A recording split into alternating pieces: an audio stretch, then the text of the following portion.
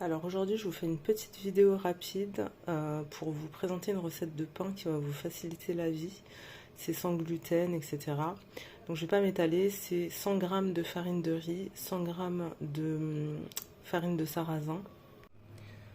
Ensuite dans un autre plat vous mettez une cuillère à café de sel, 2 cuillères à soupe de psyllium blond et de la levure boulangère ici à droite. Donc une cuillère à café aussi, l'équivalent d'un petit sachet de levure en fait. Et on finit avec 200 ml d'eau tiède et une cuillère à soupe d'huile d'olive. Vous mélangez tous les ingrédients secs et ensuite vous ajoutez l'eau petit à petit en mélangeant. Et voilà ce que vous obtenez. Donc en fait moi j'ai pas de balance à précision. Donc je mets à peu près environ 200 g de farine et je dirais plutôt 250 ml d'eau au final. Et ensuite vous ajustez si nécessaire. L'essentiel c'est que une fois que vous avez tout mélangé, une fois que vous allez mélanger tous les ingrédients, vous voyez, vous obtenez une pâte qui colle plus au fond de la casserole en gros, ou au fond de votre plat. Voilà, on va couvrir et laisser poser une demi-heure. Donc il y a juste vraiment à mélanger, c'est pas la peine de travailler la pâte, etc. C'est vraiment des petits pains très faciles, minutes, qui vont vraiment dépanner cet été pour tout ce qui est tartine ou petit déjeuner, aussi bien sucré que salé. Faites attention puisqu'il y a du psyllium dedans, donc si vous prenez des compléments alimentaires, ne mangez pas ces petits pains en même temps, voilà, renseignez-vous. Voilà, ça fait une demi-heure, on va former des petites boules sur du papier sulfu. Voilà, je vous montre ma petite technique pour avoir des petits pains égaux. On ne se prend pas la tête, vous tassez tout le pain de manière égale dans le fond de votre plat. Enfin, moi, du coup, il est plat, c'est pas un plat rond, on va dire. Bref, vous les tassez de manière égale et vous coupez en 4, comme ça vous avez 4 parts égales. Donc 4 petits pains égaux. Voilà, sans prise de tête, sans balance de précision, etc. Ça va vite et c'est bien. Et regardez comment ils sont tout mignons. Alors vous faites des petites boules et ensuite vous mettez un peu d'huile d'olive. Alors moi j'humidifie mes mains pour faire les boules, c'est mieux. Quand vous avez fini de les mettre en boule sur le papier sulfu, avec les mains humides, vous mettez une petite pointe d'huile d'olive dessus et puis vous les massez un peu, ça leur fait du bien. Et là j'ai ajouté des graines de tournesol et des graines de sésame. Alors c'est là où vous me dites que je suis une femme géniale, parce qu'en fait vous pouvez aussi faire la version pain en céréales, hein. Bien sûr vous pouvez rajouter ce que vous voulez dedans.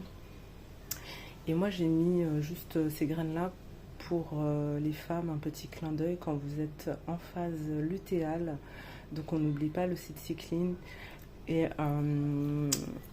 donc on met des graines de sésame et des graines de tournesol.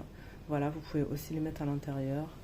Donc petit clin d'œil, en même temps ces pains sont sans gluten et tout le tralala. Et vous pouvez aussi les adapter à votre cycle menstruel, surtout si vous avez un problème de SPM comme moi et ce genre de choses. En tout cas, problème résolu grâce à une meilleure alimentation et une meilleure hygiène de vie. Mais ça, je vous en parlerai peut-être plus tard dans d'autres vidéos, un jour, qui sait. Voilà, on va les enfourner pendant 20-30 minutes. Je vous dis ça tout à l'heure. Et voilà la sortie du four, nos petites beautés. Alors c'est un truc un peu croustillant moelleux. Au départ j'ai mis Solevoute le four et après j'ai une fonction qui fait Solevoute et chaleur tournante. Donc les 10 dernières minutes j'ai fait comme ça. Donc voyez-vous avec votre four. Donc c'est à 180 degrés pendant une demi-heure.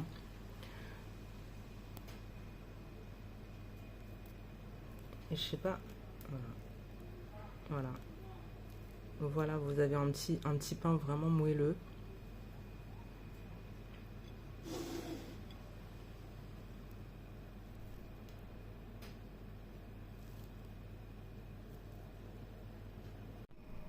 Regardez-moi ça, je viens de les ouvrir. Oh yes!